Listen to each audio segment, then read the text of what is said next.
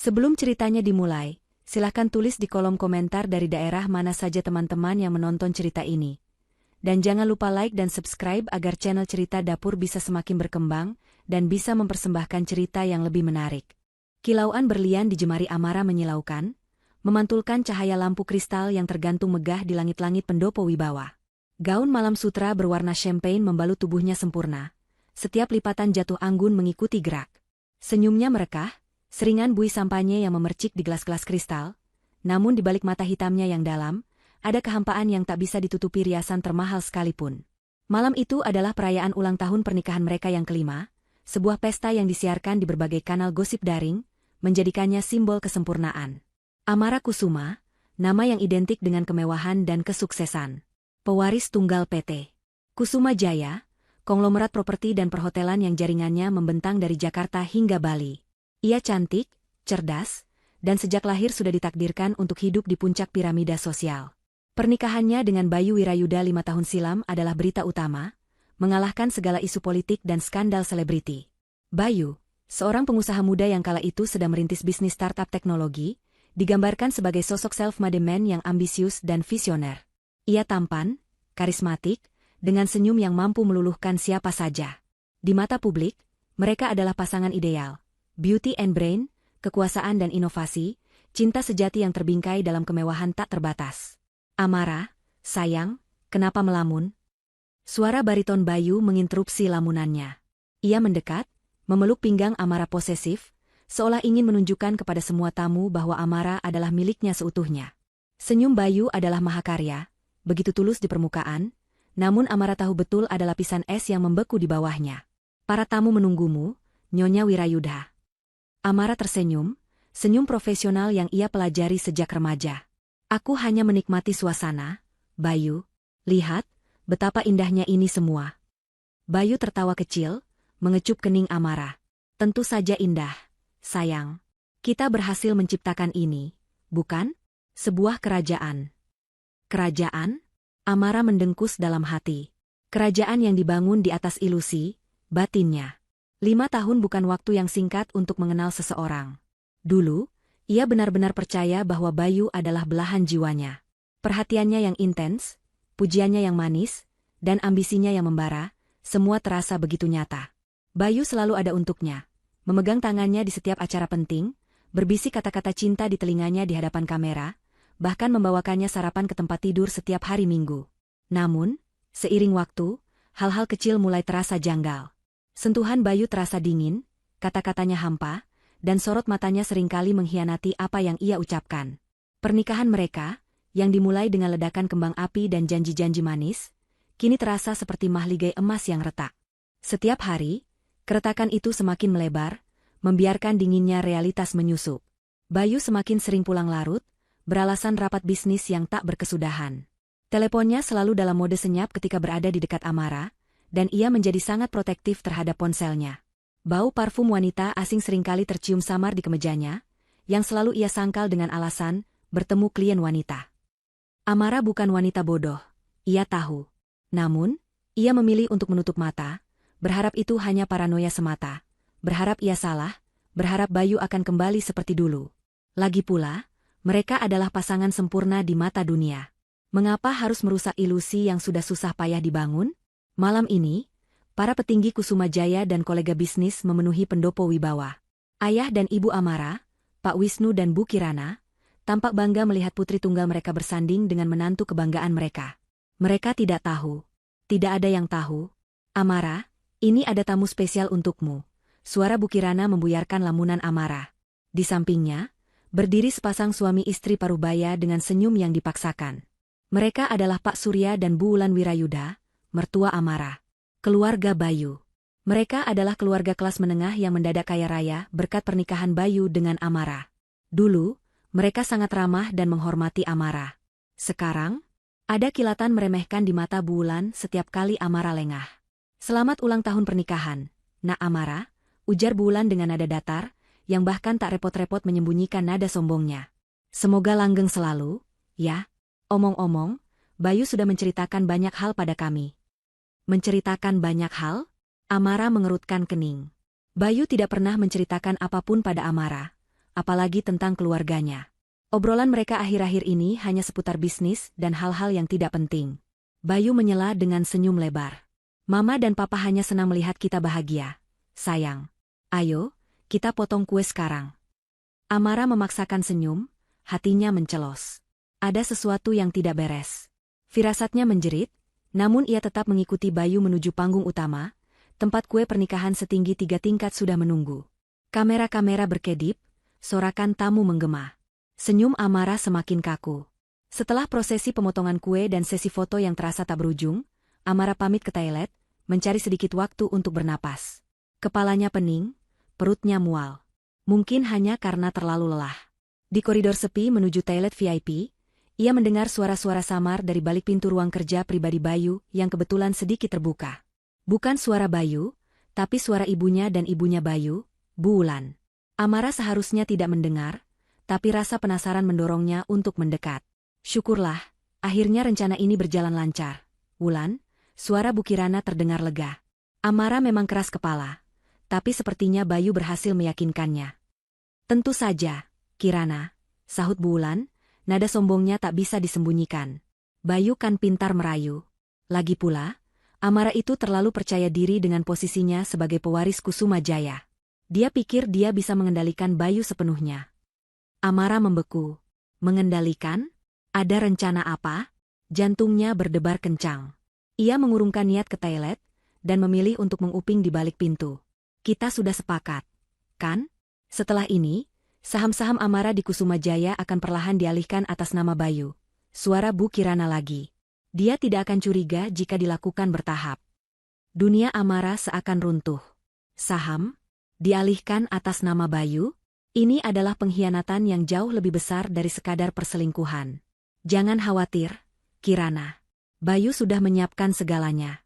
Dan yang terpenting, Sekar siap kapan saja. Suara Bu Wulan terdengar ceria. Dia gadis penurut, tidak seperti Amara yang ambisius itu. Lagi pula, dia bisa memberikan Bayu apa yang tidak bisa diberikan Amara. Sekar? Amara menarik napas tajam. Nama itu, nama yang selalu ia abaikan. Nama yang disebut Bayu sebagai sekretaris baru, yang sesekali menemaninya rapat. Gadis penurut? Memberikan apa yang tidak bisa Amara berikan? Pikiran Amara berputar kalut. Apakah ini maksudnya anak? Amara memang mengalami kesulitan untuk hamil. Ia sudah menjalani berbagai perawatan, namun hasilnya nihil. Apakah ini alasan sebenarnya? Terdengar suara tawarnya dari dalam ruangan. Amara tidak akan tahu apa-apa. Dia terlalu sibuk dengan dunia fantasinya, ejek Bu Wulan. Dan dengan Sekar, Bayu akan punya ahli waris yang sah, memperkuat posisinya di Kusuma Jaya. Ruang pribadi Amara di penthouse mewah mereka terasa dingin, hampa, meskipun pendingin ruangan sudah dimatikan. Gaun champagne yang tadinya anggun kini tergeletak lusuh di lantai marmer, seperti cangkang kosong yang ditinggalkan pemiliknya. Amara duduk di tepi ranjang berukuran king, tubuhnya gemetar tak terkendali. Air mata yang tadi tertahan di pesta kini meluncur deras, membasahi pipinya tanpa henti. Setiap tetes adalah perwujudan dari rasa sakit, amarah, dan pengkhianatan yang mendalam. Kata-kata Bayu, ibunya, dan ibu mertuanya berputar-putar di kepalanya, seperti rekaman rusak yang tak bisa dimatikan. Pernikahan kita? Sekar? Bagaimana bisa? Bagaimana mereka bisa begitu tega? Ibu kandungnya sendiri, yang ia kira akan selalu menjadi benteng pelindungnya, justru bersekongkol. Ini bukan lagi sekadar perselingkuhan, ini adalah sebuah konspirasi besar yang dirancang untuk menghancurkan dirinya, merampas semua yang ia miliki. Amara selalu percaya bahwa di balik semua intrik bisnis dan pergaulan sosial, keluarganya adalah tempatnya pulang, tempat ia aman. Kini, benteng itu telah runtuh, dan yang tersisa hanyalah puing-puing kepercayaan yang hancur. Ia bangkit, kakinya terasa berat, namun ada dorongan tak terlihat yang menariknya. Ia harus menghadapi mereka. Ia harus tahu, mengapa. Dengan sisa-sisa keberanian yang ia miliki, Amara melangkah keluar kamar, menuju ruang keluarga tempat ia tahu Bayu dan orang tuanya sedang berkumpul. Mungkin sedang merayakan kemenangan mereka. Suara tawa dan obrolan riang terdengar dari ruang keluarga. Amara menyingkapkan tirai pintu geser, dan pemandangan di depannya membuat darahnya mendidih. Bayu duduk santai di sofa, di sampingnya Pak Surya dan Bu Wulan, orang tua Bayu. Di pangkuan Bayu, seorang wanita berambut panjang, sederhana namun manis, tertawa manja. Sekar. Wanita itu, dengan mata kepala sendiri, Amara melihat Bayu mengecup kening Sekar dengan penuh kelembutan yang tak pernah lagi ia rasakan. Napas Amara tercekat. Rasa sakit itu tak terhingga. Ia merasa seolah ditusuk ribuan pisau. Bayu. Suaranya bergetar, namun cukup keras untuk menghentikan tawa mereka. Semua mata tertuju padanya. Ekspresi mereka berubah, dari tawa riang menjadi terkejut, lalu jijik. Ya, jijik dan sedikit terganggu, seolah Amara adalah tamu tak diundang yang merusak kebahagiaan mereka. Sekar segera bangkit dari pangkuan Bayu, wajahnya memerah karena malu, namun ada kilatan kemenangan yang tak bisa ia sembunyikan di matanya. Amara, ada apa? Kenapa kau belum tidur? Bayu bertanya dengan nada datar, tanpa sedikit pun penyesalan. Ia bahkan tak repot-repot menyembunyikan Sekar. Apa yang kalian lakukan? Suara Amara meninggi, air mata kembali membanjiri wajahnya. Bagaimana bisa kau, Bayu, dan kalian, Mama, Papa, Ibu? Ia melihat ibunya, Bu Kirana, yang baru saja keluar dari dapur dengan nampan berisi minuman. Wajah Bu Kirana pucat pasi, namun tatapannya tetap dingin. Duduklah dulu, Amara. Jangan berteriak seperti itu, ujar Bu Wulan dengan nada meremehkan, seolah Amara adalah anak kecil yang merengek. Kau mempermalukan dirimu sendiri. Mempermalukan diriku sendiri? Kalian yang mempermalukanku. Kalian merancang semua ini di belakangku. Perselingkuhan, pernikahan kedua, dan sahamku. Kalian ingin mengambil semua yang kumiliki? Amara menunjuk Bayu, lalu Bu Wulan, dan terakhir, ibunya sendiri yang kini menghindari tatapannya. Bayu menghela napas panjang, seolah Amara adalah beban yang merepotkan. Amara, ini bukan seperti yang kau pikirkan. Bukan seperti yang kupikirkan? Aku mendengar semuanya. Ibu bersekongkol dengan Mama Wulan. Aku mendengar Bayu berbicara dengan wanita ini tentang pernikahan mereka. Amara menatap Sekar, yang kini menunduk, namun bibirnya sedikit menyunggingkan senyum tipis yang penuh kemenangan. Baiklah, jika kau sudah tahu, kata Bayu, tiba-tiba nadanya berubah menjadi dingin dan tegas. Ia berdiri, menghampiri Amara dengan langkah lambat. Ya, aku akan menikahi Sekar. Dan ya, keluargaku mendukungku. Mengapa kau terkejut? Kau tidak bisa memberiku apa yang kubutuhkan, Amara. Kata-kata itu bagai belati yang menghunjam jantung Amara. Apa yang kubutuhkan? Apa yang kau butuhkan, Bayu? Kekayaan? Status? Aku sudah memberimu semua itu. Aku mengangkatmu dari nol. Perusahaanmu, rumah ini, gaya hidup mewahmu, semua dariku. Jangan naif, Amara, bentak Bu Wulan, menatap Amara penuh kebencian. Kau pikir kekayaanmu itu segalanya? Bayu butuh penerus. Dia butuh ahli waris. Kau tahu kau tidak bisa memberikannya. Kata-kata itu, kau tahu kau tidak bisa memberikannya, menghantam Amara telak. Rasa sakit karena ketidakmampuannya untuk memiliki anak selalu menjadi luka tersembunyi, kini diungkit dan dijadikan senjata. Ia menatap ibunya, Bu Kirana, mencari dukungan, mencari pembelaan. Namun Bu Kirana hanya terdiam, tatapannya kosong, seperti patung tanpa ekspresi. Lagi pula, lelaki punya kebutuhan. Amara, Bayu menambahkan dengan santai, kembali duduk di sofa dan merangkul Sekar yang kini menatapnya penuh kagum. Sekar bisa memberiku apa yang kau tidak bisa. Dia gadis penurut, tidak ambisius, dan dia siap memberiku anak. Ahli waris untuk kerajaan yang akan kita bangun bersama. Kata-kata itu, kerajaan yang akan kita bangun bersama, menggema di benak Amara. Ini bukan hanya tentang anak. Ini tentang merebut kendali dan kekuasaan. Mereka meremehkan dirinya, menganggapnya hanya sebagai sebuah inkubator yang gagal. Sebuah jembatan menuju kekayaan yang bisa dibuang begitu saja setelah tujuannya tercapai. Penghinaan ini membakar habis sisa-sisa rasa sakit dan keputusasaan Amara, menggantinya dengan bara api amarah yang membara. Amara menatap Bayu, lalu Sekar, kemudian Bu Wulan, Pak Surya, dan terakhir ibunya sendiri. Senyum tipis terukir di bibirnya, senyum yang dingin dan mengerikan, penuh tekad yang baru terbentuk. Mereka mungkin mengira Amara adalah wanita rapuh yang akan hancur lebur. Mereka salah besar. Kalian pikir ini lelucon? Suara Amara berbisik, namun intensitasnya membuat semua orang terdiam. Kalian pikir kalian bisa meremehkanku, mengambil semua dariku, dan aku akan diam saja. Ia tertawa kecil, tawa tanpa humor yang membuat bulu kuduk merinding. Kalian bicara tentang ahli waris, tentang kerajaan? Kalian lupa siapa pemilik asli kerajaan ini. Kalian lupa siapa yang membangun pondasinya. Amara menatap Bayu tajam. Kekayaan keluarga Wirayuda, yang sekarang kau banggakan itu, sebagian besar adalah aset yang aku bawa ke dalam pernikahan ini.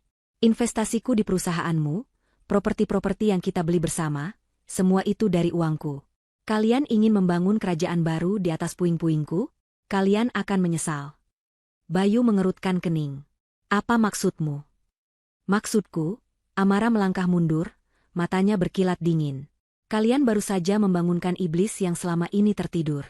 Kalian telah menusukku dari belakang, mengkhianatiku, dan merampas kehormatanku. Sekarang, aku akan mengambil kembali semuanya. Dan tidak hanya itu, aku akan memastikan kalian tidak akan punya apa-apa lagi untuk dibanggakan. Tidak ada kerajaan, tidak ada ahli waris, tidak ada kemewahan palsu. Hanya kehancuran. Amara membalikkan badan, berjalan pergi tanpa menoleh lagi. Suara tawa dan obrolan riang di belakangnya telah lenyap, digantikan keheningan yang mencekam. Langkah kakinya kini mantap, tegar. Di benaknya, gambaran setiap perjanjian pranikah, setiap aset bersama, setiap investasi yang ia masukkan ke dalam perusahaan Bayu, mulai bermunculan. Ia punya posisi yang sangat kuat. Malam itu, Amara tidak tidur. Pikiran dan hatinya bagaikan medan perang. Kemarahan masih bergolak, namun di atas segalanya, ada sebuah kilatan yang lebih terang, tekad yang membaja. Kebencian Bayu dan keluarganya, yang menganggapnya lemah dan dapat diinjak-injak, telah menyulut api perlawanan dalam dirinya. Mereka mungkin telah merampas kedamaiannya, tetapi mereka tidak akan bisa merampas martabatnya, apalagi harta yang adalah haknya. Pagi menjelang, namun Amara sudah mandi dan mengenakan setelan bisnis hitam yang rapi, senada dengan suasana hatinya yang kelam dan tegas. Ia bukan lagi Amara yang rapuh, bukan lagi wanita yang menangis terseduh di ranjang. Amara yang sekarang adalah seorang jenderal yang baru saja menyatakan perang. Dengan langkah mantap, ia memasuki ruang kerjanya yang luas di penthouse. Ruangan ini adalah saksi bisu setiap keputusan bisnis besar yang pernah ia buat, tempat ia menghabiskan waktu bertahun-tahun menganalisis laporan keuangan, menyusun strategi investasi, dan mempelajari seluk-beluk dunia korporat. Sekarang, semua keahlian itu akan ia gunakan untuk tujuan yang sangat pribadi.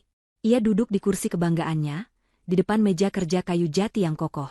Di depannya, terpampang lembaran-lembaran perjanjian pranikah yang dulunya ia anggap hanya formalitas. Sebuah dokumen yang dulu terlihat menjemukan, kini menjadi peta harta karun yang menunjukkan jalan menuju kemerdekaannya, atau lebih tepatnya, jalan menuju pembalasan dendamnya. Amara membuka laptopnya. Jari jemarinya menari di atas keyboard dengan kecepatan dan presisi yang jarang terlihat. Ia membuka folder terenkripsi yang berisi semua detail finansialnya, termasuk investasi pribadi, aset yang ia bawa ke dalam pernikahan, dan semua kontribusinya terhadap bisnis Bayu. PT Wirayuda Teknologi, perusahaan Bayu yang kini melejit berkat suntikan dana besar dari Amara, adalah target pertamanya. Ia ingat betul bagaimana Bayu datang padanya 5 tahun lalu, dengan mata berbinar-binar dan presentasi ambisius tentang startup yang akan mengubah masa depan. Amara, yang terbuai cinta dan terkesan dengan visi Bayu, tanpa ragu menginvestasikan puluhan miliar rupiah, bahkan mengalihkan sebagian besar aset propertinya untuk dijadikan jaminan pinjaman bank bagi proyek-proyek Bayu. Ia juga memasukkan saham-sahamnya di beberapa anak perusahaan Kusuma Jaya sebagai modal awal. Bodohnya aku, desis Amara, matanya tajam menatap angka-angka di layar. Ia melihat daftar panjang portofolio investasi bersama, rekening bank gabungan, dan surat-surat kepemilikan aset properti yang atas nama mereka berdua. Senyum tipis terukir di bibirnya. Mereka mungkin mengira Amara hanyalah wanita kaya yang tidak paham bisnis, hanya tahu berbelanja dan bersosialisasi. Mereka salah. Sangat salah. Amara telah dilatih sejak dini untuk mengelola kekayaan keluarga. Ayahnya, Wisnu Kusuma, seorang konglomerat kawakan, selalu menekankan pentingnya memahami setiap detail finansial, setiap klausul dalam kontrak. Harta itu bukan hanya untuk dinikmati, Amara, ayahnya pernah berkata, tapi juga untuk dikelola dan dilindungi. Terkadang, ia bisa menjadi senjata terkuatmu. Kata-kata itu kini terngiang di benaknya, bukan lagi sebagai nasihat, melainkan sebagai ramalan. Ia mulai meninjau kembali satu persatu perjanjian pranikah mereka. Ia ingat, ia bersikeras memasukkan klausul yang sangat spesifik mengenai pemisahan harta dan pengembalian investasi jika terjadi perceraian karena pelanggaran kontrak, seperti perselingkuhan atau penipuan. Bayu, kala itu, dengan mudah menyetujuinya, menganggapnya hanya sebagai bentuk kecurigaan yang wajar dari seorang wanita kaya. Bayu tidak tahu, klausul itu adalah ranjau darat yang Amara tanam sendiri. Hahaha, Amara tertawa pahit. Kalian menggali kuburan kalian sendiri. Setelah mengidentifikasi semua poin krusial, Amara tahu ia membutuhkan bantuan profesional. Bukan sembarang pengacara, tapi yang terbaik. Yang paling kejam. Yang tidak akan gentar menghadapi nama besar keluarga Wirayuda, yang kini menjadi terkenal. Ia membutuhkan seorang ahli hukum yang setara dengan dirinya dalam kecerdasan dan tanpa ampun dalam eksekusi. Ia meraih ponselnya, mencari kontak lama yang jarang ia gunakan.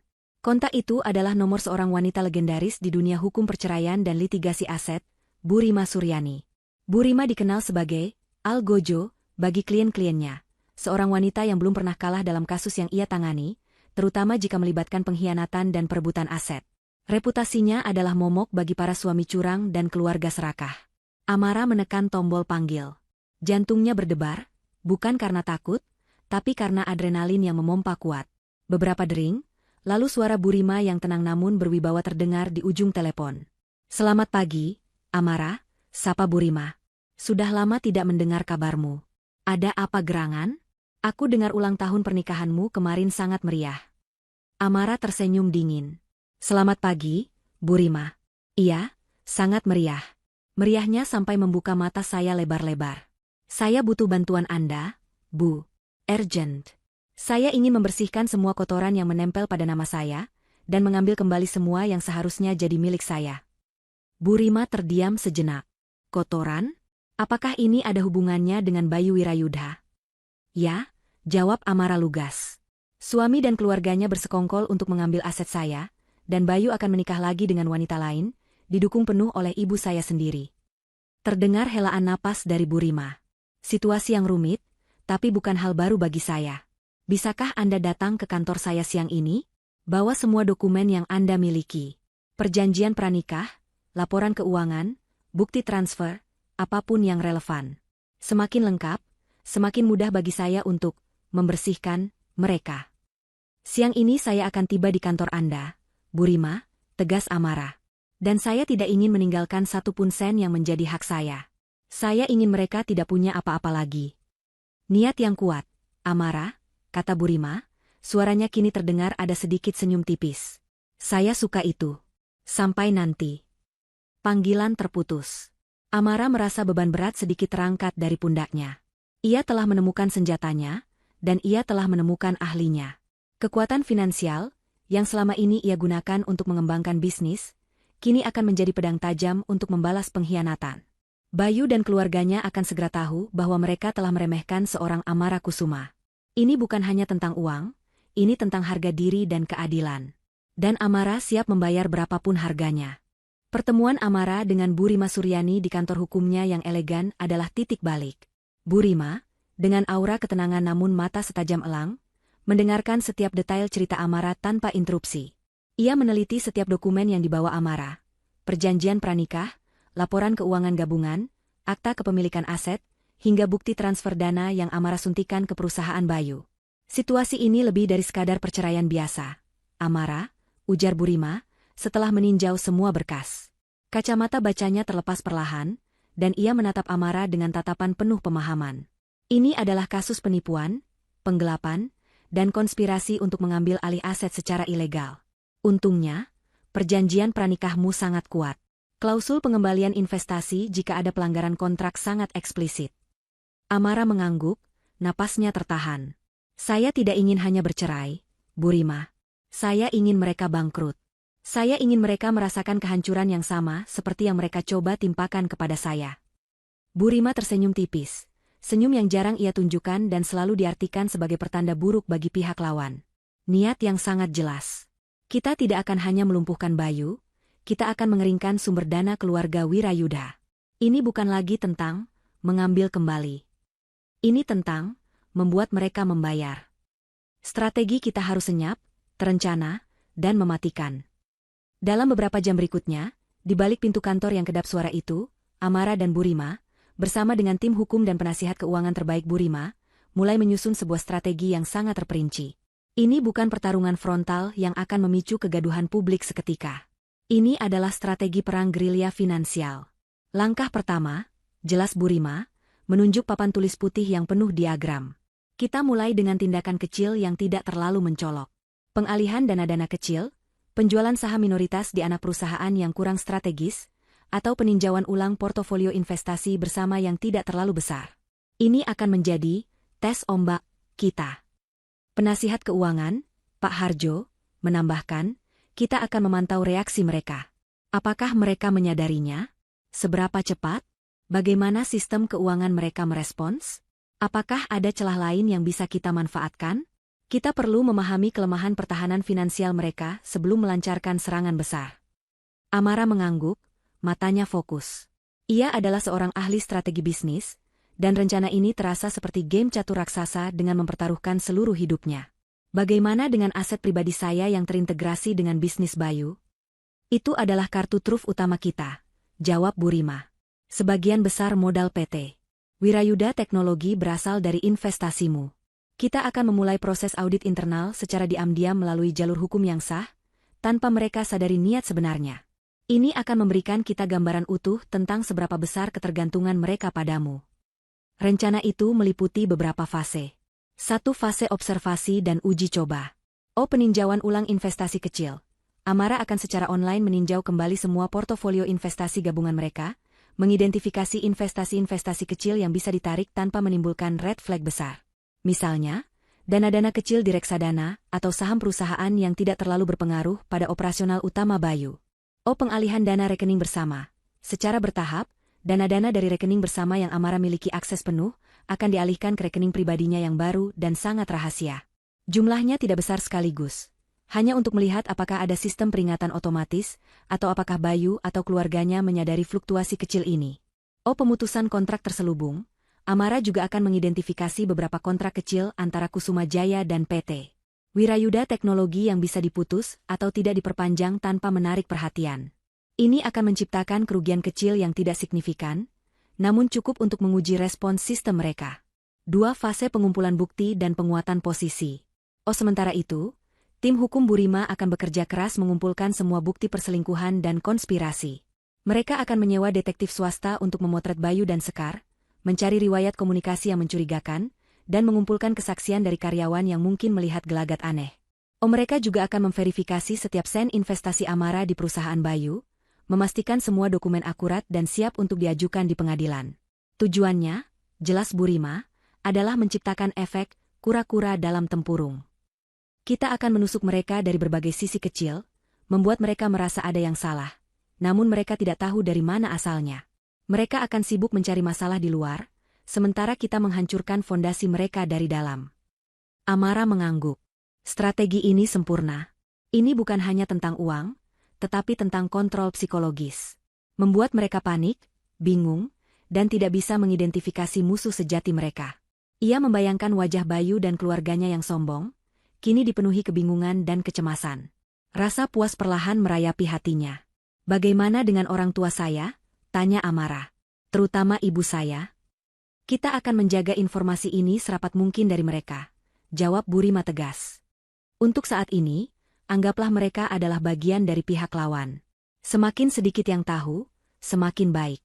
Fokus kita adalah pada kehancuran finansial Bayu dan keluarganya. Amara meninggalkan kantor Bu Rima dengan perasaan yang campur aduk. Ada rasa sakit yang masih membekas, namun kini tercampur dengan sensasi kekuatan yang baru ditemukan. Ia bukan lagi korban yang tak berdaya. Ia adalah arsitek kehancuran bagi mereka yang telah mengkhianatinya. Kembali ke penthouse, Amara melanjutkan perannya sebagai istri yang baik di mata Bayu dan ibunya. Ia tersenyum tipis saat Bayu bertanya mengapa ia tampak pucat. Hanya lelah, Bayu. Pesta kemarin terlalu meriah. Ia bahkan memaksakan diri untuk makan malam bersama keluarga besar Wirayuda, mendengarkan obrolan mereka tentang rencana pernikahan Bayu dan Sekar di masa depan, tanpa menunjukkan sedikitpun emosi. Dalam diam, di balik mata yang tampak lelah itu, otak Amara bekerja keras. Ia sedang menghitung langkah, menyusun strategi, dan menyiapkan perang yang akan mengubah segalanya. Bayu dan keluarganya mungkin sibuk merayakan kemenangan mereka. Tapi mereka tidak tahu, badai sesungguhnya baru saja akan dimulai, dan Amara adalah pusat badai itu. Minggu-minggu berikutnya setelah pertemuan Amara dengan Bu Rima Suryani, Bayu dan keluarganya masih tenggelam dalam euforia kemenangan palsu mereka. Persiapan pernikahan kedua Bayu dengan Sekar semakin gencar. Bayu terlihat sangat bahagia. Seringkali pulang larut setelah menghabiskan waktu dengan Sekar, membahas detail pernikahan impian mereka, dan sesekali memamerkan cincin tunangan sederhana namun elegan di jari Sekar kepada teman-teman bisnisnya. Keluarga Wirayudha, terutama Bu Wulan, terus-menerus memuji Sekar di hadapan Amara, tanpa sedikit pun menyadari tatapan dingin yang Amara berikan. Amara, di sisi lain, menjalankan perannya dengan sempurna. Ia tetap tinggal di penthouse, seolah-olah tidak tahu apa-apa, tetap menjaga penampilan, istri sempurna, di depan publik. Ia bahkan sesekali ikut dalam acara keluarga Bayu, mengamati setiap gerak-gerik mereka, terutama perbincangan tentang finansial. Namun, di balik topeng ketenangannya, ia dan tim Burima sedang bergerak dalam senyap. Langkah-langkah kecil Amara mulai menimbulkan riak. 2 minggu pertama, Amara memulai fase tes ombak, dengan menarik dana-dana kecil dari beberapa rekening investasi bersama yang less visible. Misalnya, ia mengalihkan $50.000 dari sebuah reksadana saham campuran yang tidak terlalu aktif, dan menjual beberapa lot saham minoritas di perusahaan teknologi kecil yang tidak terlalu dikenal. Jumlahnya tidak signifikan dalam skala total kekayaan Bayu dan PT Wirayudha Teknologi, sehingga tidak menimbulkan alarm besar. Namun, laporan keuangan bulanan yang masuk ke meja Bayu mulai menunjukkan adanya fluktuasi kecil yang tidak biasa. Beberapa pos pengeluaran tampak sedikit lebih tinggi, atau saldo di beberapa rekening investasi terlihat sedikit berkurang tanpa alasan yang jelas. Ada apa ini, Budi? Bayu bertanya kepada kepala keuangannya saat meninjau laporan. Angka ini, kenapa sedikit meleset dari proyeksi?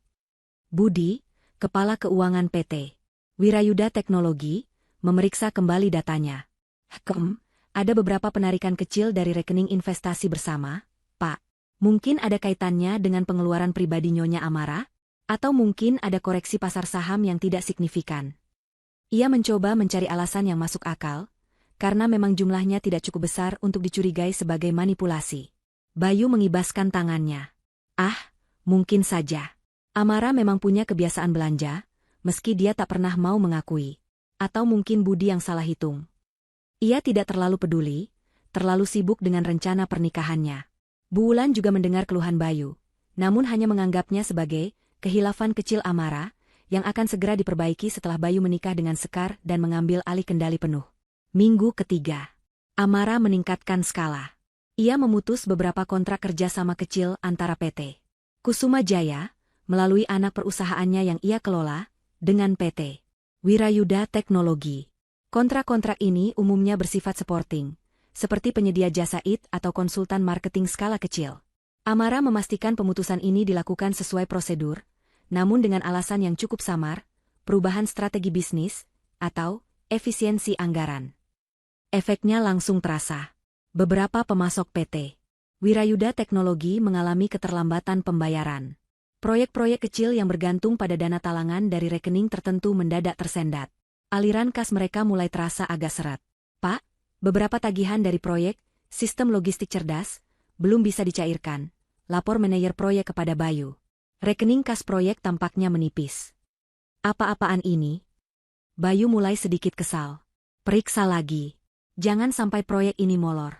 Apalagi sebentar lagi aku akan punya nama baru untuk Kusuma Jaya. Bu Wulan, yang kebetulan sedang berada di kantor Bayu, ikut menimpali. Mungkin itu efek dari pengeluaran Amara untuk pesta kemarin? Mahal sekali, kan? Tidak tahu diri dia. Bayu mengangguk setuju. Mungkin juga. Amara memang pemboros. Mereka masih mencari kambing hitam pada Amara, namun tak ada yang terpikir akan niat jahat. Kecurigaan mereka masih tertuju pada hal-hal kecil, bukan pada Amara sebagai sumber masalah. Mereka terlalu terlena dalam kesombongan dan kebahagiaan semu. Menjelang akhir bulan pertama, tim Burima berhasil mendapatkan akses lebih dalam ke struktur keuangan PT Wirayudha Teknologi melalui celah hukum dan koneksi internal yang mereka miliki. Mereka menemukan bukti-bukti paper trail yang menghubungkan suntikan dana Amara secara langsung dengan aset inti perusahaan. Mereka juga mengidentifikasi beberapa aset properti penting yang dibeli atas nama Bayu, namun menggunakan dana pribadi Amara sebagai modal utama, seringkali melalui transfer bertahap yang kini menjadi bukti kuat. Mereka sama sekali tidak menyadari besarnya ketergantungan mereka pada Anda, Amara, ujar Burima dalam laporan terbarunya. Mereka menganggap semua itu sudah melebur menjadi milik Bayu. Padahal, kita punya jejak digital yang tidak bisa dibantah. Amara memejamkan mata. Rasa puas itu begitu manis. Mereka terlalu sibuk dengan persiapan pernikahan, terlalu mabuk dengan kemenangan, sehingga luput memperhatikan detail-detail kecil yang kini menumpuk menjadi bom waktu. Apakah mereka mulai curiga? Tanya Amara. Belum pada Anda secara spesifik, jawab Burima. Mereka masih menganggap ini sebagai masalah internal, entah itu keteledan karyawan, fluktuasi pasar, atau kebiasaan buruk Amara. Mereka terlalu tinggi hati untuk melihat ancaman dari Anda. Ini saat yang tepat untuk melancarkan serangan berikutnya. Amara tersenyum dingin. Baiklah, Burima. Saya sudah siap. Biarkan badai dimulai. Di penthouse, Bayu sedang memilih desain undangan pernikahan dengan Sekar. Menurutmu yang mana, sayang? Yang ini terlihat modern, tapi yang itu lebih klasik dan mewah. Sekar tersenyum manja, menyandarkan kepalanya di bahu Bayu. Mereka berdua begitu larut dalam impian pernikahan mewah yang mereka pikir akan membawa kebahagiaan sejati. Mereka tidak tahu, di bawah kaki mereka, tanah sedang bergeser. Getaran-getaran kecil yang mereka rasakan hanyalah pertanda awal dari gempa bumi finansial yang akan Amara ciptakan. Sebuah badai yang akan merobohkan mahligai emas mereka hingga ke akar-akarnya. Mentari pagi menyapa Jakarta dengan sinarnya yang terik. Namun di balik kemewahan gedung-gedung pencakar langit dan kemacetan ibu kota, sebuah badai finansial tengah bersiap. Di satu sisi, Amara duduk tenang di ruang kerjanya, menatap monitor dengan tatapan penuh perhitungan. Di sisi lain, Bayu masih sibuk menikmati bulan madu prapernikahannya dengan Sekar, tak menyadari awan gelap yang mulai berkumpul di atas kepalanya. Setelah tes ombak, di bab 5 berhasil tanpa menimbulkan kecurigaan signifikan, Amara dan timnya memutuskan bahwa inilah saatnya melancarkan serangan besar pertama. Burima Suryani, dengan senyum tipisnya yang mematikan, telah menyiapkan segala sesuatunya dengan cermat. Kita akan mulai dengan menarik investasi terbesar Anda di PT Wirayuda Teknologi, ujar Burima dalam rapat daring dengan Amara. Itu akan menjadi pukulan telak pertama. Lalu, kita akan membekukan akses mereka ke beberapa rekening bersama yang krusial, yang menjadi urat nadi operasional mereka. Amara mengangguk, jantungnya berdegup kencang, bukan karena takut, melainkan karena antisipasi. Lakukan, Burima. Saya ingin melihat reaksinya. Pagi itu, serangkaian tindakan hukum dan finansial yang telah disiapkan secara matang pun dilancarkan. Pukul 9 WIB, penarikan investasi utama. Melalui jalur hukum yang sangat rapi dan tidak bisa dibantah, Amara mengajukan permohonan penarikan dana investasi utamanya dari PT Wirayuda Teknologi. Dana ini, senilai ratusan miliar rupiah, adalah modal awal yang dulu Amara suntikan untuk mengembangkan startup Bayu menjadi perusahaan sebesar sekarang. Dokumen perjanjian pranikah yang mengikat pengembalian dana ini jika terjadi pelanggaran kontrak, beserta bukti perselingkuhan Bayu yang telah dikumpulkan tim detektif Burima, menjadikan langkah ini sah dan tak terbantahkan. Di kantor PT Wirayuda Teknologi, alarm finansial berbunyi nyaring. Budi, kepala keuangan, terpaku di kursinya, matanya melotot pada layar komputer. Tidak mungkin, desisnya, dana sebesar ini ditarik. Ia segera berlari ke ruangan Bayu, wajahnya pucat pasi. Pak Bayu, gawat, dana investasi utama dari Nyonya Amara ditarik. Bayu, yang sedang asyik menandatangani berkas tanpa melihat isinya, mendongak kaget. Ditarik? Apa maksudmu ditarik? Itu dana Kusuma Jaya, kan? Mereka tidak bisa begitu saja menariknya. Tidak, Pak. Ini atas nama pribadi Nyonya Amara, dengan klausa khusus. Dan penarikannya sudah disetujui oleh pengadilan. Ini gila. Budi menunjukkan notifikasi email resmi dari bank dan pengadilan. Seketika itu juga, senyum sombong Bayu luntur. Wajahnya memerah padam. Ratusan miliar rupiah menghilang begitu saja? Ini pukulan yang luar biasa. Pukul 10.30 WIB, pembekuan rekening krusial. Selang 1,5 jam kemudian, tim Burima melancarkan serangan kedua. Mereka mengirimkan surat perintah pembekuan akses ke beberapa rekening bank bersama yang vital bagi operasional harian PT Wirayuda Teknologi. Rekening-rekening ini biasanya digunakan untuk pembayaran operasional rutin, gaji karyawan, dan pembayaran kepada pemasok utama. Meskipun secara teknis rekening bersama, Amara memiliki hak penuh untuk mengajukan pembekuan berdasarkan bukti adanya potensi penyalahgunaan dana dan pelanggaran perjanjian. Pak Bayu, rekening operasional utama kita dibekukan, teriak salah seorang staf keuangan panik. Pembayaran gaji bulan ini tertunda. Pemasok PT Jaya Abadi menuntut pembayaran langsung, jika tidak mereka akan menghentikan pengiriman. Kepanikan mulai melanda seisi kantor PT Wirayuda Teknologi. Telepon berdering tak henti, notifikasi email tentang pembekuan rekening membanjiri kotak masuk Bayu. Wajahnya yang tadinya marah kini berubah pucat pasi. Proyek-proyek yang sedang berjalan, terutama proyek sistem logistik cerdas yang prestisius, mendadak terhenti. Pekerja mulai gelisah karena gaji mereka terancam, dan pemasok yang selama ini loyal mulai menarik diri karena tidak ada kepastian pembayaran. Bayu mencoba menghubungi bank, pengacara, siapapun yang bisa memberinya jawaban. Ada apa ini? Kenapa ini bisa terjadi? Teriaknya frustrasi. Siapa yang melakukan ini? Pukul 12 WIB, respons keluarga Wirayuda. Berita tentang penarikan dana besar dan pembekuan rekening dengan cepat sampai ke telinga Bu Wulan dan Pak Surya. Mereka segera mendatangi kantor Bayu, wajah mereka sama tegangnya. Bayu, apa yang terjadi? Kenapa uang kita hilang? Teriak Bu Wulan histeris. Dan kenapa rekening dibekukan? Ini pasti ulah Amara. Dia tidak bisa melakukan ini. Dia bisa, MA. Bayu membanting tangannya ke meja. Ada surat dari pengadilan. Dia menggunakan perjanjian pranikah itu. Pak Surya, yang biasanya tenang, kini terlihat panik. Perjanjian pranikah? Tapi itu kan hanya formalitas. Siapa pengacaranya? Kita harus bicara dengan mereka. Bu Rima Suryani, Pak, jawab Budi, yang masih gemetaran. Pengacara paling ganas di Jakarta. Nama Bu Rima Suryani bagai sambaran petir bagi keluarga Wirayudha.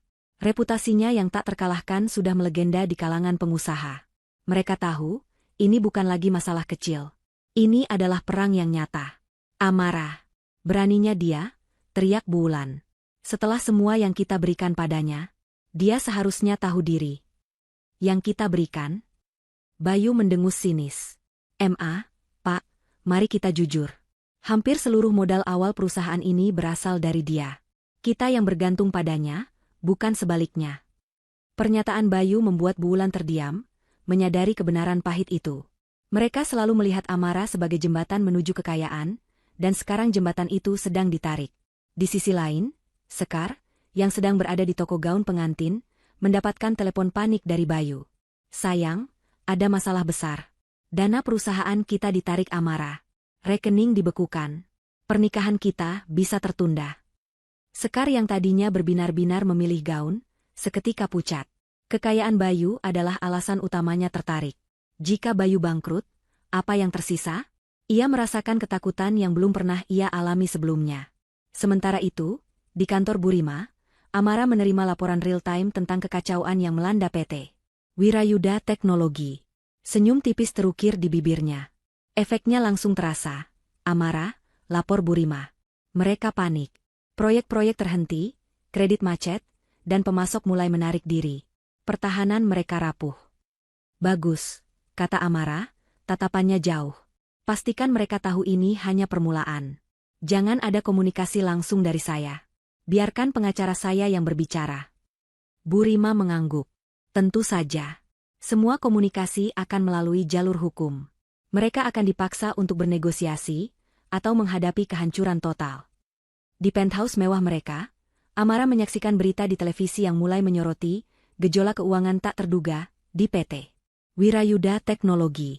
Analis keuangan mulai berspekulasi tentang penyebabnya, namun belum ada yang menunjuk Amara sebagai dalang. Mereka masih percaya narasi Bayu sebagai pengusaha sukses yang sedang menghadapi tantangan pasar. Amara menyesap tehnya, matanya menatap Bayu yang kini menelepon dengan wajah frustrasi di seberang ruangan. Ia tidak lagi melihat Bayu sebagai pria yang pernah ia cintai, melainkan sebagai musuh yang harus ia kalahkan. Badai telah dimulai. Dan Amara, sang dalang di balik layar, baru saja menggerakkan bidak-bidak utamanya. Mereka akan merasakan setiap hembusan angin badai itu, hingga mereka tidak lagi punya apa-apa selain penyesalan. Kepanikan di PT Wirayuda Teknologi dan di rumah keluarga Bayu semakin menjadi-jadi. Setelah penarikan investasi besar-besaran dan pembekuan rekening utama, roda bisnis Bayu macet total. Proyek-proyek prestisius yang tadinya menjadi kebanggaan kini terkatung-katung.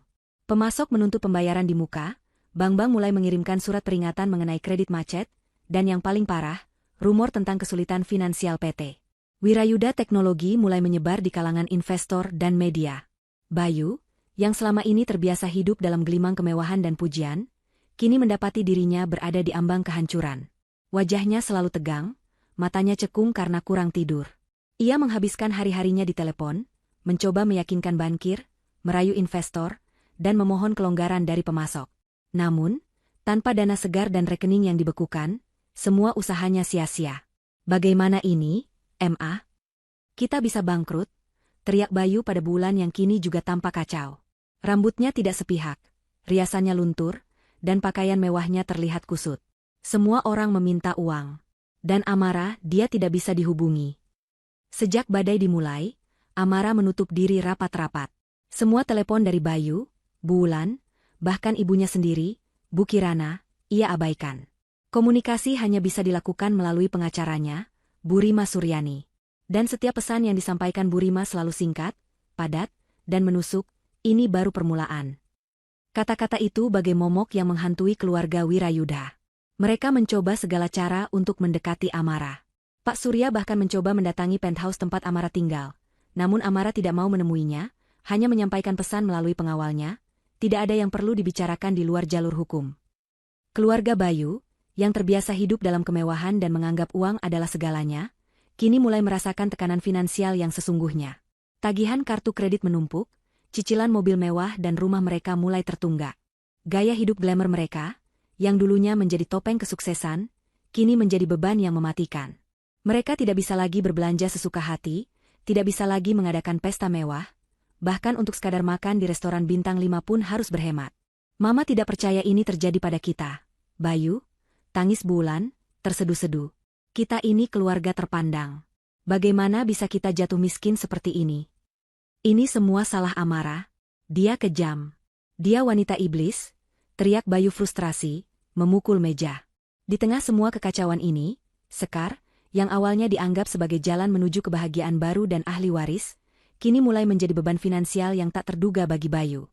Cincin tunangan yang Bayu berikan kepadanya beberapa waktu lalu, kini terasa panas di jarinya.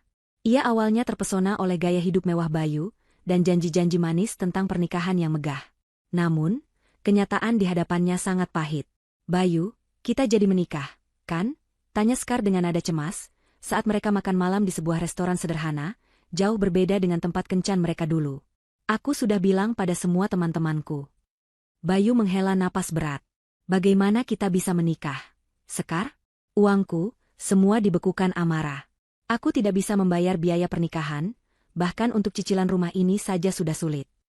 Sekar terdiam, wajahnya murung.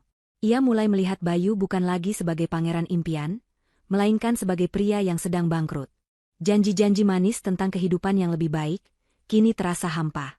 Ia mulai mempertanyakan pilihannya, apakah ia telah membuat kesalahan besar dengan meninggalkan hidup sederhananya demi janji palsu Bayu. Ia juga mulai merasa tertekan karena keluarga Bayu, terutama Bulan, terus-menerus menyalahkan Amara dan menuntut Bayu untuk menyelesaikan masalah ini. Di sisi lain, Bu Kirana, ibu kandung Amara, hidup dalam kegelisahan yang tak berkesudahan. Sejak Amara mengetahui konspirasi mereka, Amara tidak lagi mau berbicara dengannya. Bu Kirana mencoba berkali-kali menghubungi, datang ke penthouse, namun selalu ditolak. Ia melihat putri tunggalnya kini dikelilingi pengawal dan pengacara, wajahnya dingin dan tak tersentuh. Wisnu, kau harus bicara pada Amara. Dia tidak bisa melakukan ini pada Bayu. Pinta Bu Kirana kepada suaminya, Pak Wisnu. Dia bisa menghancurkan nama baik keluarga kita. Pak Wisnu hanya menghela napas. Amara tidak akan melakukan ini tanpa alasan yang sangat kuat. Kirana, kau tahu bagaimana Amara jika dia sudah bertekad. Dan ini semua akibat dari perbuatan kalian sendiri. Kau bersekongkol dengan Wulan. Bu Kirana terdiam, tak bisa membantah.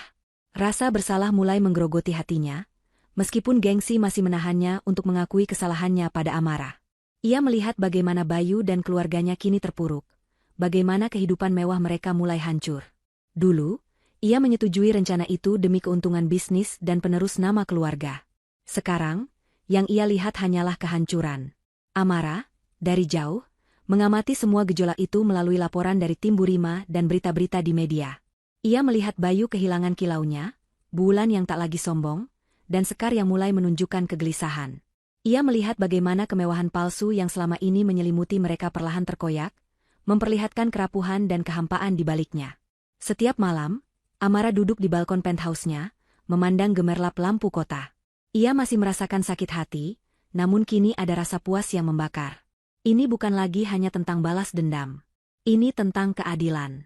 Mereka telah memaksanya untuk berjuang demi harga dirinya, dan Amara akan memastikan mereka membayar harga yang pantas untuk itu. Ini baru permulaan. Kata-kata itu terus Amara bisikan, bukan lagi sebagai pesan untuk Bayu, melainkan sebagai pengingat bagi dirinya sendiri. Badai ini belum usai. Gelombang kejut dari tindakan Amara terus menghantam keluarga Wirayuda, satu persatu, mengikis fondasi kemewahan palsu yang selama ini mereka sandang. Setelah rekening-rekening utama dibekukan dan investasi inti ditarik, PT Wirayuda Teknologi benar-benar lumpuh. Proyek-proyek besar yang menjadi tulang punggung perusahaan mandek total, klien-klien besar menarik diri, dan karyawan mulai mengundurkan diri massal karena gaji yang tak kunjung dibayarkan. Bayu, yang tadinya congkak dan penuh percaya diri, kini bagaikan singa yang terperangkap dalam kandang. Ia mondar-mandir di kantor yang sepi, ruangan-ruangan kosong yang dulunya dipenuhi deru aktivitas kini, hanya menyisakan gema keputusasaan.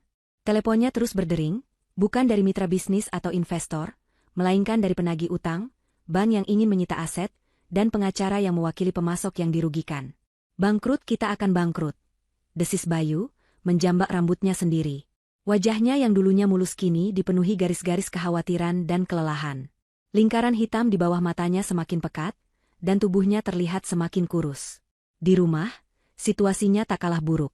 Gaya hidup mewah keluarga Wirayuda, yang mereka pamerkan selama ini, kini menjadi jerat mematikan. Cicilan mobil-mobil mewah mereka, yang tadinya dibayar dari keuntungan perusahaan, kini macet total. Surat peringatan dari leasing dan ban mulai menumpuk di meja. Rumah mewah mereka di kawasan elit, yang dibeli sebagian besar dengan dana Amara, kini terancam disita. Mama tidak percaya ini terjadi. Amara itu benar-benar iblis. Teriak Bu Wulan histeris, melemparkan surat peringatan penyitaan dari bank ke lantai. Ia tak lagi peduli dengan penampilannya.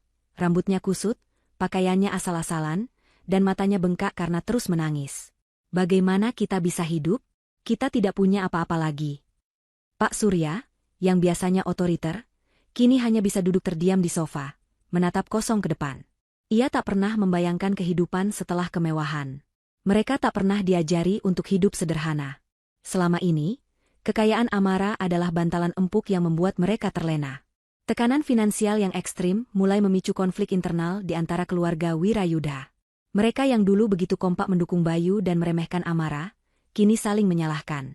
Ini semua salahmu, Bayu, teriak Bu Wulan, menunjuk putranya. Kau terlalu serakah. Kau tidak bisa mengurus Amara dengan benar.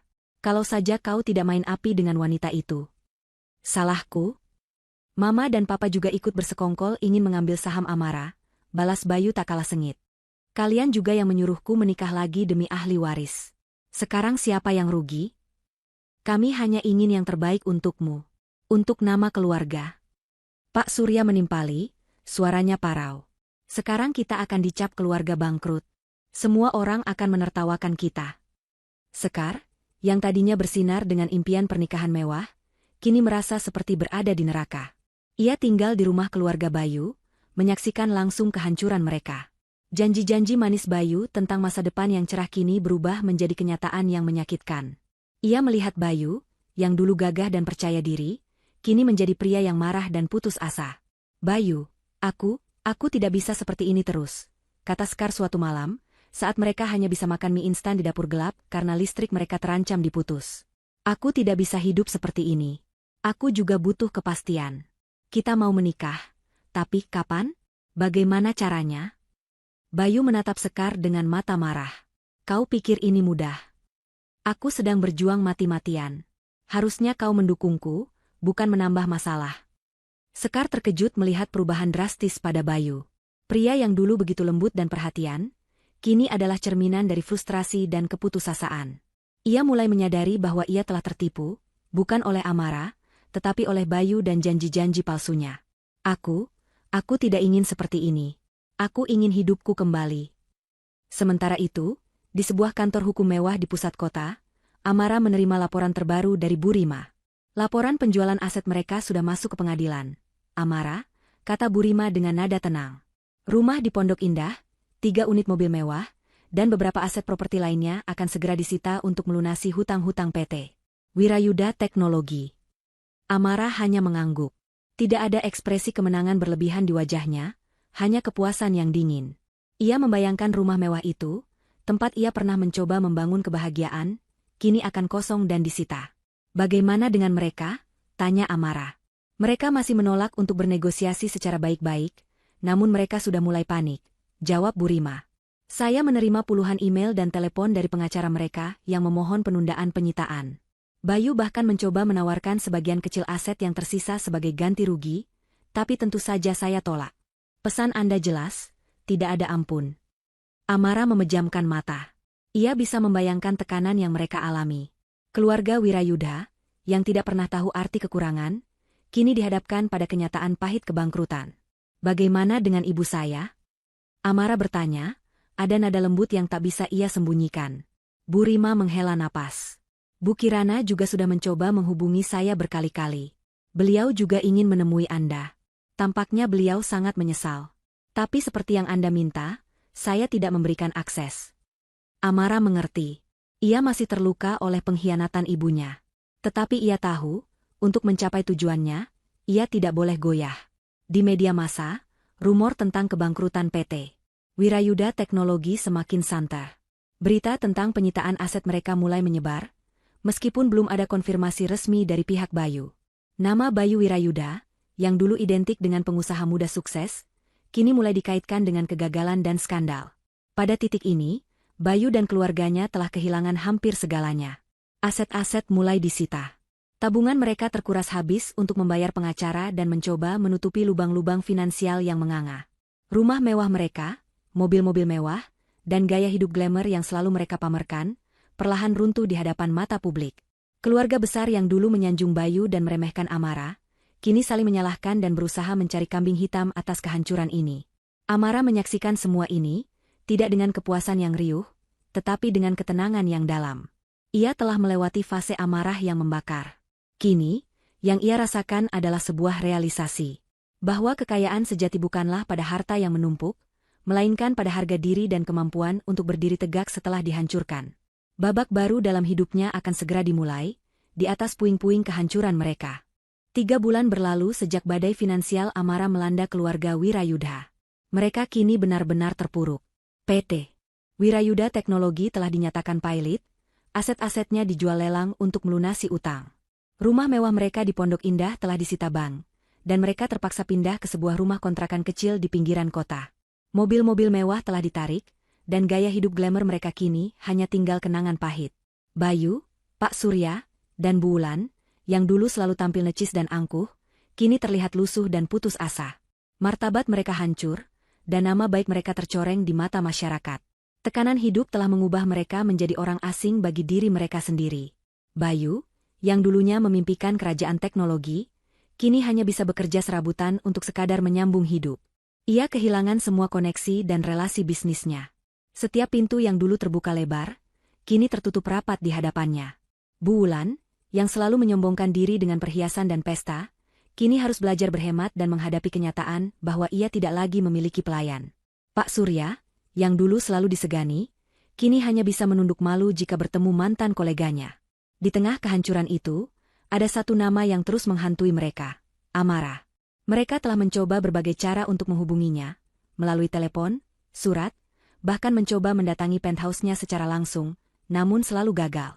Amara tetap tidak tersentuh, seperti benteng baja yang tak bisa ditembus. Setiap upaya negosiasi melalui pengacara mereka selalu ditolak mentah-mentah oleh Bu Rima Suryani, dengan pesan singkat yang selalu sama, Nona Amara tidak akan mundur. Hingga pada suatu sore yang mendung, setelah semua jalan buntu, mereka menerima sebuah surat resmi. Bukan surat panggilan pengadilan, bukan surat penyitaan, melainkan sebuah undangan. Undangan untuk bertemu dengan Amara. Bukan di pengadilan, bukan di kantor pengacara, melainkan di sebuah kafe sederhana yang tenang di pinggir kota. Tempat itu jauh dari gemerlap kehidupan mewah yang dulu mereka kenal, seolah menyiratkan posisi mereka yang sebenarnya saat ini. Bayu, Pak Surya, dan Bu Wulan tiba di kafe itu dengan perasaan campur aduk. Ada rasa takut, putus asa, namun juga secercah harapan. Mungkin Amara akhirnya luluh. Mungkin ia akan menghentikan penderitaan mereka. Amara sudah duduk di sebuah sudut, tenang dan anggun dalam balutan blazer navy sederhana, tanpa perhiasan berlebihan. Wajahnya memancarkan ketenangan yang mendalam, Tatapan matanya tajam namun tidak lagi dipenuhi amarah yang membakar. Ia memesan teh chamomile, seolah pertemuan ini hanyalah obrolan santai di sore hari. Melihat Amara yang begitu berbeda dari terakhir kali mereka lihat, kuat, mandiri, dan berwibawa, membuat Bayu dan keluarganya merasa semakin kecil. Tidak ada lagi arogansi di wajah mereka, hanya keputusasaan yang nyata. Amara. Suara Bayu terdengar parau, pecah. Ia duduk di hadapan Amara, diikuti Pak Surya dan Bu Wulan. Amara, tolonglah hentikan semua ini. Bu Wulan segera menyambung, air mata mulai mengalir di pipinya. Nak Amara, Mama mohon. Ampuni kami. Kami tahu kami salah. Kami sangat menyesal. Amara memandangi mereka satu persatu, tanpa emosi yang terlihat jelas. Ia menyesap tehnya perlahan, membiarkan keheningan yang canggung menyelimuti mereka. Ini adalah momen yang ia impikan, momen konfrontasi terakhir, di mana ia akan berbicara dari posisi kekuatan. Menyesal? Amara akhirnya bersuara, nadanya datar, tanpa nada menghakimi, namun dingin menusuk. Kalian menyesal karena kehilangan segalanya, atau karena telah mengkhianatiku? Pertanyaan itu menghantam mereka. Bayu menunduk, tak berani menatap mata Amara. Amara, kami tahu kami serakah, kata Pak Surya, suaranya bergetar. Kami buta oleh harta. Kami pikir dengan punya ahli waris, Bayu akan lebih kuat, dan kami juga akan semakin dihormati. Kami tidak pernah berpikir sejauh ini. Kalian tidak pernah berpikir. Amara mengangkat alisnya. Kalian merencanakan di belakangku, bersekongkol dengan ibu kandungku sendiri, untuk merampas asetku, dan menggantikanku dengan wanita lain. Kalian menganggapku sebagai inkubator yang gagal, lalu membuangku begitu saja. Apakah itu bukan pemikiran yang matang? Apakah itu bukan perencanaan yang sempurna? Bayu mengangkat kepalanya, matanya penuh penyesalan. Amara, aku tahu aku salah besar. Aku dibutakan oleh ambisi. Aku pikir aku bisa memiliki segalanya, kekayaanmu, dan juga seorang wanita yang bisa memberiku anak. Aku kejam. Aku egois. Ia menatap Amara dengan tatapan memohon. Berikan aku kesempatan kedua, Amara. Aku akan kembalikan semuanya. Aku akan memperbaiki kesalahanku. Amara tertawa kecil, tawa tanpa humor yang sama sekali tidak menunjukkan rasa belas kasihan. Kesempatan kedua? Kau pikir hidup ini sinetron, Bayu? Kau tahu berapa malam aku tidak bisa tidur, menangis dalam diam, setelah mendengar pengkhianatanmu? Kau tahu bagaimana rasanya dicampakan dan dihina oleh orang-orang yang paling kupercayai? Ia menatap Bu Wulan. Mama Wulan, Anda bilang saya pemboros, tidak tahu diri. Anda senang melihat saya hancur dan digantikan Sekar. Apa yang Anda rasakan sekarang? Apakah kemewahan palsu itu terasa lebih manis dari kehancuran ini? Bu Wulan hanya bisa menangis, tak sanggup menjawab. Kemudian Amara menatap ibunya, Bu Kirana, yang datang belakangan dan kini berdiri agak jauh, takut untuk mendekat. Bu Kirana adalah yang paling terpukul. Ia melihat putrinya kini berdiri tegak, memancarkan kekuatan yang tak pernah ia duga. Ibu, panggil Amara lembut, namun suaranya tetap tegas. Apakah ini yang ibu inginkan? Seorang menantu yang akan menguasai aset ibu, dan seorang cucu yang bukan dari darah dagingku? Apakah ibu pikir saya tidak akan tahu? Tidak akan berjuang. Bu Kirana berjalan mendekat, air mata membanjiri wajahnya. Amara, maafkan ibu, nak. Ibu. Ibu hanya ingin yang terbaik untukmu, untuk nama keluarga. Ibu pikir Bayu bisa memberimu kebahagiaan sejati. Ibu takut kau tidak bisa punya anak, dan itu akan merusak masa depanmu. Masa depan saya tidak ditentukan oleh seorang pria atau oleh seorang anak, ibu, kata Amara, tatapannya kini sedikit melunak namun tetap berjarak. Masa depan saya ditentukan oleh diri saya sendiri. Dan kebahagiaan sejati tidak dibangun di atas kebohongan dan pengkhianatan. Amara kembali menatap Bayu dan keluarganya. Kalian datang ke sini memohon pengampunan, memohon saya menghentikan aksi ini. Tapi sudah terlambat. Kalian telah menghancurkan kepercayaan saya. Kalian telah menunjukkan warna asli kalian. Dan sekarang, kalian harus menerima konsekuensinya. Ia berdiri dari kursinya. Saya telah mendapatkan kembali semua yang menjadi hak saya. Dan saya tidak akan mundur sampai keadilan benar-benar terpenuhi. Apa yang kalian alami sekarang adalah buah dari perbuatan kalian sendiri. Pelajaran ini harus kalian rasakan, agar kalian tahu betapa berharganya kejujuran dan kesetiaan. Tanpa menunggu jawaban, Amara berbalik dan melangkah keluar dari kafe, meninggalkan Bayu, Pak Surya, dan Bu Wulan yang terpaku dalam penyesalan yang mendalam. Mereka telah kehilangan segalanya, bukan karena takdir, tetapi karena keserakahan dan pengkhianatan mereka sendiri.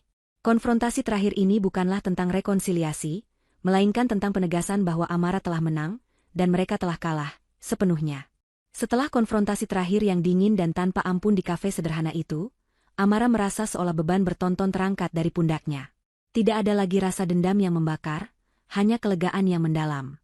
Ia telah menyampaikan pesannya dengan jelas, menegaskan posisinya, dan kini saatnya untuk benar-benar menutup bab kelam dalam hidupnya dan melangkah maju. Proses perceraian Amara dengan Bayu berjalan lancar, tanpa hambatan berarti. Dengan bukti-bukti yang kuat dan argumen yang tak terbantahkan dari Bu Rima Suryani, pengadilan dengan cepat mengabulkan permohonan Amara. Perjanjian pranikah mereka menjadi senjata utama, memastikan setiap aset yang Amara bawa ke dalam pernikahan kembali padanya. Tidak hanya itu, Bayu juga diwajibkan membayar kompensasi atas kerugian moral dan finansial yang ditimbulkan. Namun, mengingat kondisi Bayu yang sudah bangkrut, kompensasi itu hanya menjadi formalitas hukum. Amara tidak lagi membutuhkan uangnya, ia hanya ingin penegasan keadilan. Secara hukum, Amara kini resmi menyandang status janda. Namun, bagi Amara, ini adalah kebebasan sejati. Bebas dari ikatan pernikahan yang hampa, bebas dari ilusi kemewahan yang menipu, dan yang terpenting, bebas dari orang-orang yang telah mengkhianatinya. Dengan sebagian besar kekayaannya kembali padanya, Amara memutuskan untuk tidak lagi terjebak dalam lingkaran kemewahan semu. Ia tidak lagi peduli dengan sorotan media atau citra, pasangan sempurna, yang selama ini membelenggunya.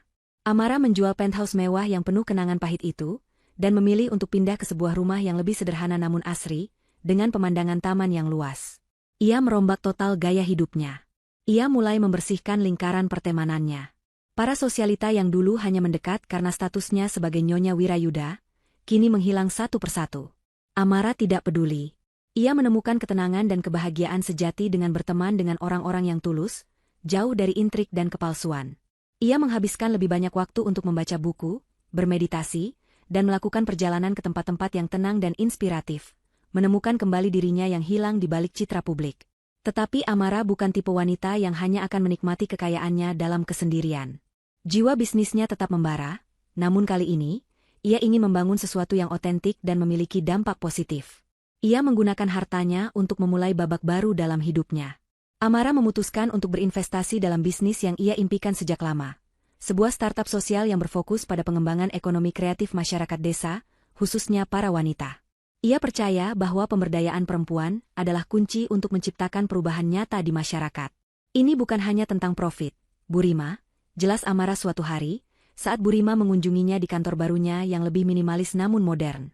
Ini tentang menciptakan nilai, memberikan kesempatan, dan membangun sesuatu yang benar-benar bisa saya banggakan. Berbeda dengan apa yang Bayu lakukan. Bu Rima tersenyum bangga. Saya tidak meragukan Anda, Amara. Anda selalu memiliki visi yang kuat. Dan sekarang, Anda memiliki kebebasan penuh untuk mewujudkannya.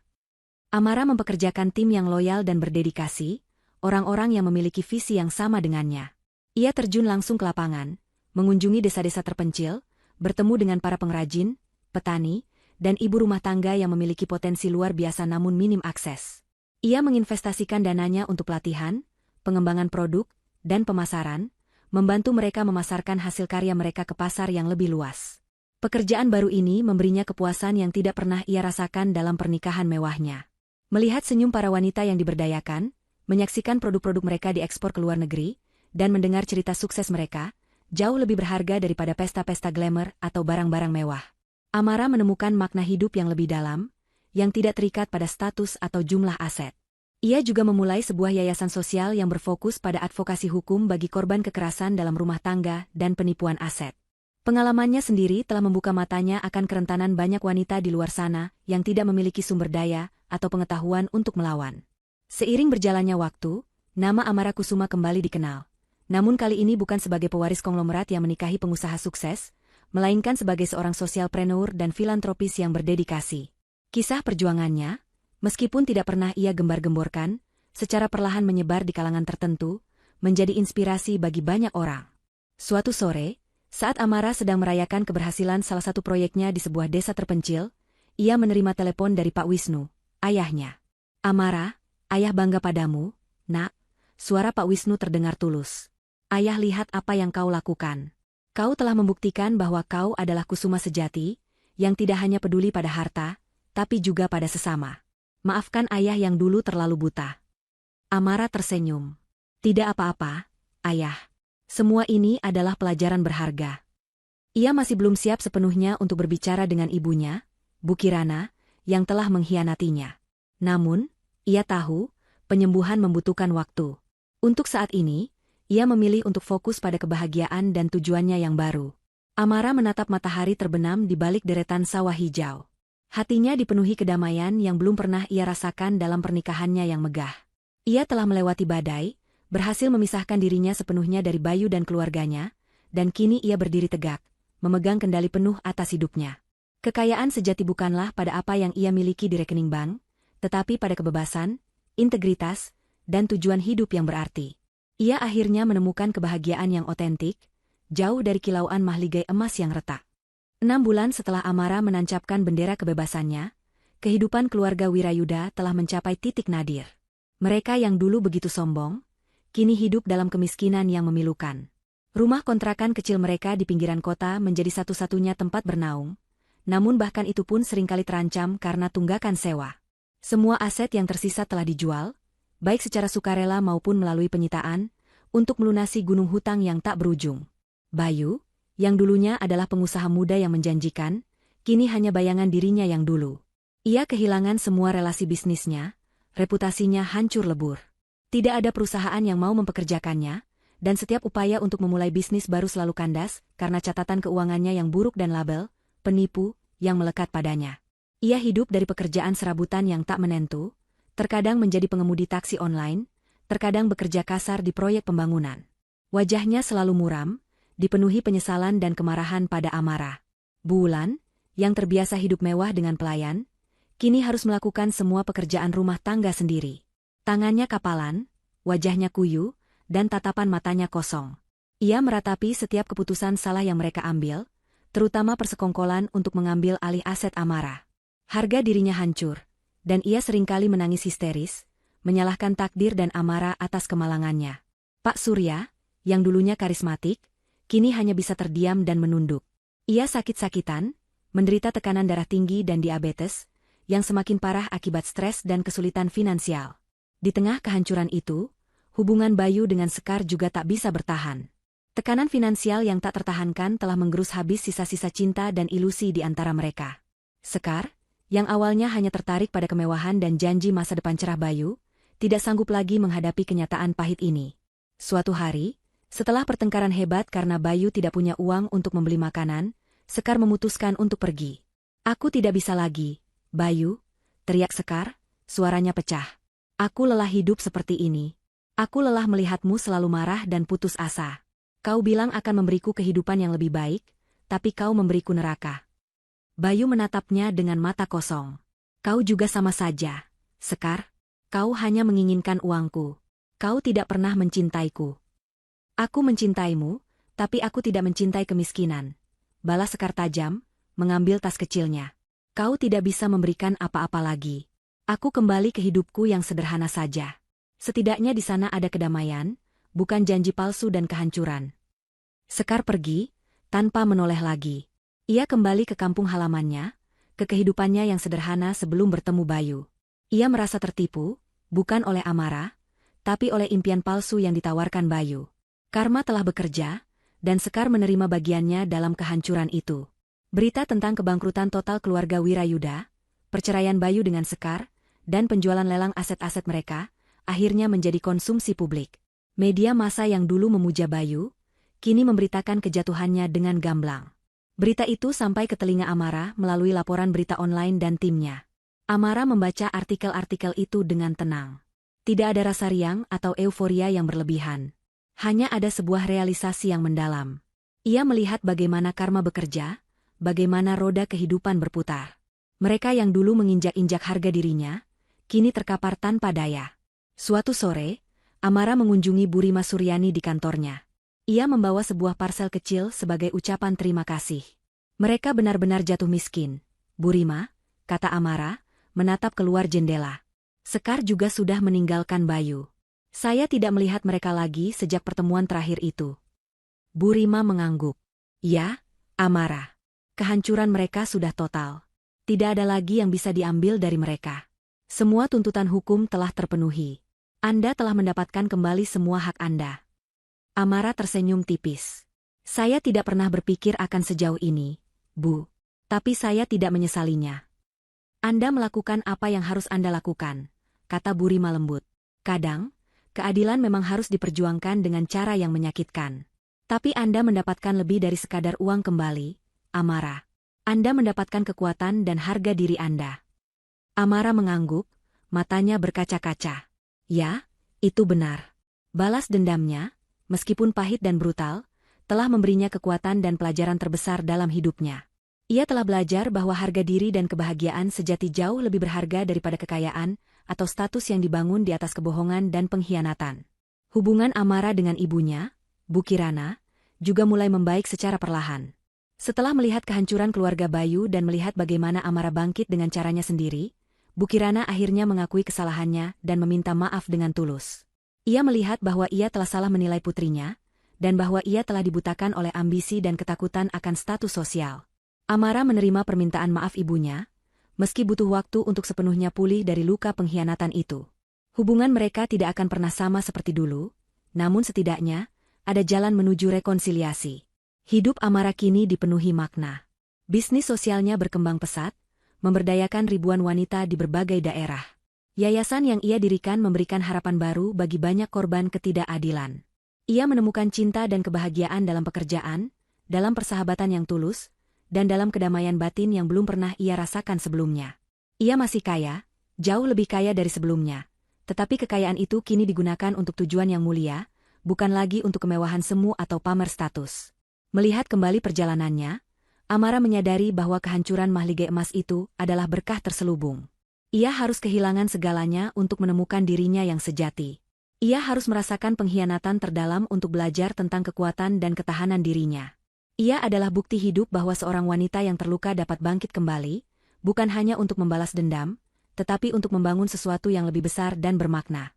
Kisahnya menjadi pengingat bahwa keadilan mungkin lambat, tetapi pasti akan menemukan jalannya, dan bahwa harga diri serta kebahagiaan sejati tidak dapat dibeli dengan uang, atau dibangun di atas puing-puing hati orang lain.